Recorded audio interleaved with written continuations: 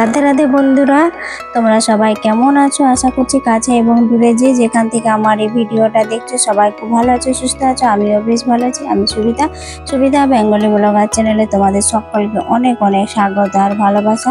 যে সকল বন্ধুরা আজকে নতুন আমার পরিবারে আসো তাদেরকে অনেক অনেক স্বাগত আর ভালোবাসা দিয়ে। দেখতে পাচ্ছ বন্ধুরা, সকালবেলাতেই খুব বৃষ্টি হচ্ছে, জানো তো। ঘুম থেকে উঠেছি, তারপরে বৃষ্টি। আজকের বারটা বলে দিই, আজকে হচ্ছে শনিবার। তো এইদিকে দেখো বৃষ্টি হচ্ছিল, এখন বৃষ্টিটা থেমেছে, কিন্তু উঠোনটা পুরো ভিজে আছে। আমি তো খুবই ভোরবেলাতে ঘুম থেকে উঠে যাই, তো 4:30-5টায়, তখন থেকেই দেখছি ঝমঝমিয়ে মুষলধারা বৃষ্টি, সারা রাত বৃষ্টি হচ্ছিল। তারপরে ঘুম থেকে উঠে দেখি তখনও বৃষ্টি। মানে বর্ষাকাল চলছে না এখন, বর্ষাকাল মানে সব সময় বৃষ্টি হবে। তো নিম্নচাপ হলে তো আর বলার কিছু নেই। তো মানে সারাক্ষণই বৃষ্টি হতে থাকবে। তো টিপ টিপ করে বৃষ্টি হতে, এখনই কিন্তু গুড়ি গুড়ি বৃষ্টি পড়ছে, হয়তো বোঝা যাচ্ছে না ক্যামেরার মধ্যে। তারপরে আমি দেখো ঘুম থেকে উঠে ওই যে সংসারের সমস্ত বাসি কাজগুলো করে নিচ্ছি আস্তে আস্তে করে। আজকে শনিবার, সেই জন্য মেয়ে স্কুলে তো যাবে, আর টিফিন বানাতে হবে না। ও যেহেতু টিফিন খেয়ে যাবে আর এসে ভাত খাবে, সেই জন্য তো তাড়াও নয় যে রান্নাটা তাড়াতাড়ি করতে হবে। এই জন্য আমি ঘুম থেকে উঠে এখন বিছানা তুলে নিয়েছি, সবকিছু সংসারে বাসি কাজকর্ম সেরে নিয়েছি, শুধু উঠোনটা ঝাড় দিতে এলাম, তখন এই ভিডিওটা স্টার্ট করেছি। আর এইদিকে দেখতে পাচ্ছ এখন ঝাঁটটা দিয়ে দিয়েছি। আর আমি কি বলে তো বাগানে গিয়েছিলাম ফুল তুলতে, তো একটুখানি বালি হয়ে গেছে। তো বালি হয়ে গেছে যে উঠোনটায়, তখন না আর বালিতে মানে খালি পায়ে হাঁটা যাচ্ছে না, যেন পায়েগুলো বালি খুব লাগছে, কিচকিচ করছে। সেই জন্য আবার জল দিয়ে দেখো ধুয়ে পরিষ্কার করে নিচ্ছি। আর আমি হচ্ছে একটুখানি জানো তো মানে পরিষ্কার পরিচ্ছন্ন রাখার চেষ্টা করি, ঘরে বাইরে আনাচে কানাচে, হ্যাঁ, সব জায়গায়। এখন ঝাড় দিয়ে দিয়েছি, তারপরে চান টান করে পুজো দিয়ে একবারে রান্নাঘরে চলে এসেছি। কি বলতো, 1 ঘন্টার কাজ আগামী 1 সপ্তাহের জন্য নিশ্চিন্ত। আর রান্নার পরে চলতে থাকে আমার সংসারটাকে পরিপাটিভাবে গুছিয়ে রাখার কাজ। তো যেহেতু স্কুল থাকে মেয়ের, তো সকালবেলায় এত কাজে তাড়া থাকে, এত ব্যস্ত থাকি না, সকাল সকাল আমি কিন্তু সংসারটাকে যে সুন্দর করে সাজিয়ে গুছিয়ে পরিপাটি করে রাখবো সেই কাজটা আমি করতে পারি না। তখন এই সংসারে বাসি কাজগুলো করব না ঘর গোছানোর কাজ করব বলো তো।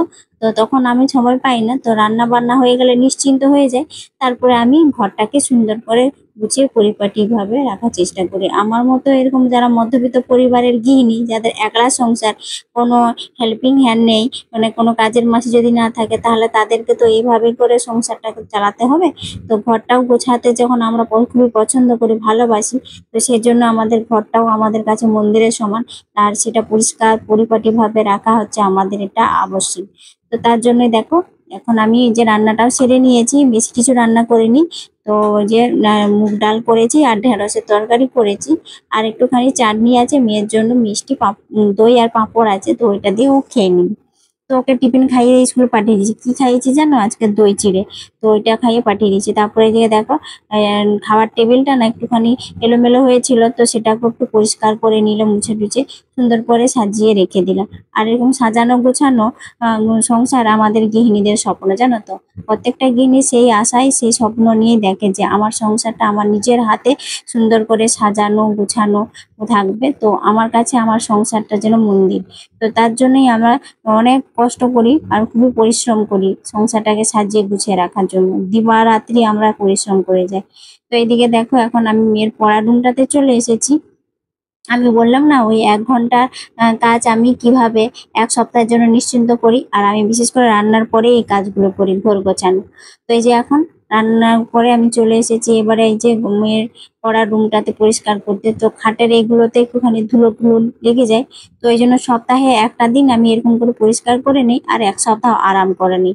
তো আবার 1 সপ্তাহ পরে আবার পরিষ্কার করে নিই। তো এইভাবে। আর আমাদের বাড়িটা যেহেতু গ্রাম এলাকায়, তো এখানে অত গাড়ি ঘোড়া চলে না যে আর অত ধুলো বালিটা হবে। তাও কি বলতো, মনের একটা মেনিয়া।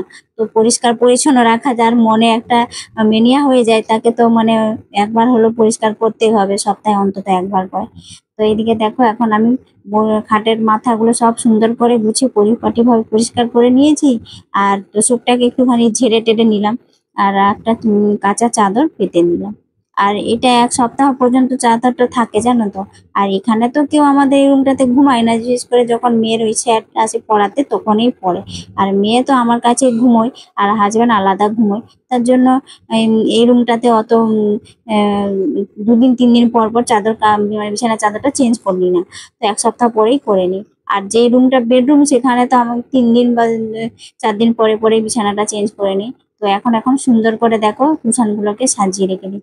এরকম সুন্দর করে না সাজানো গুছানো থাকলে দেখো ভালো লাগে, তাই না বন্ধুরা? যেমন প্রত্যেকটা গৃহিণী তার নিজের সংসারটাকে নিজের হাতে সাজাতে ভালোবাসে। তো আমিও আমার সংসারটাকে আমার নিজের হাতে করে সুন্দর করে সাজিয়ে গুছিয়ে রাখি, যাতে আমার বন্ধুরা দেখে তাতে তারা যদি একটুখানি প্রশংসা করে সেটাই আমার কাছে অনেক, তাই তো? যে সকল বন্ধুরা নতুন আমার পরিবারে আসো তাদেরকে অনেক অনেক স্বাগত ভালোবাসা। ভিডিওটা দেখা মাত্র একটা লাইক করে পুরো ভিডিওটা ফুল ওয়াচ করবে। আর ভিডিওর যদি কোনো অংশ তোমাদের ভালো লাগে তাহলে প্লিজ বন্ধুরা আমার চ্যানেলটাতে সাবস্ক্রাইব করে আমার পরিবারের নতুন বন্ধু হয়ে আমার পাশে থাকবে। তোমাদের একটা লাইক একটা কমেন্ট আর তোমাদের ভালোবাসায় আমি আবার নতুন ভিডিও বানাতে উৎসাহিত হই। তো তোমরা প্লিজ আমাকে একটু সাপোর্ট করো, আমার পাশে থেকো।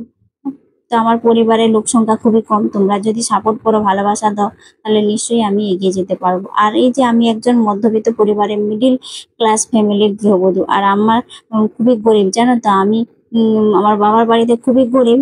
তো শ্বশুর বাড়িতে যা হোক মোটামুটি হাজব্যান্ড কোনো একটা কাজ করে, তো সরকারি কর্মচারী, তার জন্য এখন সংসারটা মোটামুটি ঠিকঠাক করে চলছে। আমি তো জানি সংসারের কষ্ট দুঃখ, যেহেতু আমি ছোট থেকে কষ্ট সহ্য করে এসেছি, আমি বুঝি কষ্টের মর্মটা।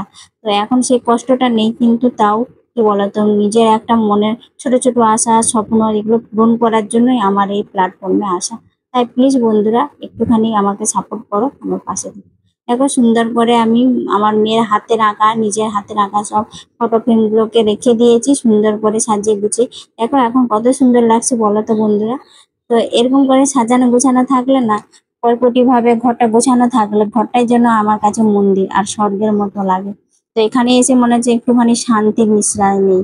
তো যাই হোক, ঘরটা গোছানো হয়ে গেছে, তারপরে আবার দুপুরবেলা জামাটা চেঞ্জ করে নিয়েছি, যেহেতু আমার গোপাল সোনা আছে তাদের দুপুরকে আবার সেবা দিয়েছি। তো তারপরে এই যে জামা কাপড়, বর্ষাকাল তো জানোই কত কত জামা কাপড় হয়, 2 দিনের জামা কাপড় এই যে সব এগুলো এখন জড়ো করে রেখেছি, শুকিয়ে গেছে, তার জন্য আবার বৃষ্টি আসবে জানো তো।